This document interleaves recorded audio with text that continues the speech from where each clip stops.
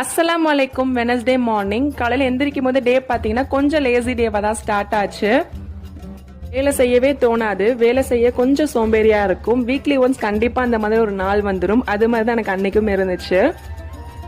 Onion ஸ்டாண்டை நைட்டே wash பண்ணி வச்சிருந்தேன். அது எல்லாத்தையும் பேப்பர் போட்டு ரீஃபில் பண்ணி வச்சுட்டேன். பணியாரம் சாப்பிடணும்னு சொல்லிட்டு ஒரு கிரேவிங்ஸாக இருந்துச்சு. டக்குன்னு தோசை மாவில் எப்படி பணியாரம் செய்யலான்னு பார்க்கலாம். ஒரு 1.5 கப் அளவுக்கு கருப்பட்டி இடிச்சு ஒரு பேனில் ஆட் பண்ணிட்டு 2 டேபிள் ஸ்பூன் தண்ணி சேர்த்து நல்லா காய்ச்சி எடுத்துக்கிறேன். காய்ச்சி வச்சிருக்க பாக ஸ்ட்ரெயினர் வச்சு தோசை மாவில் வடிகட்டி சேர்த்துக்கோங்க. 3 கப் அளவுக்கு தோசை மாவில் 1.5 கப் அளவுக்கு கருப்பட்டி சேர்த்துக்கிறேன்.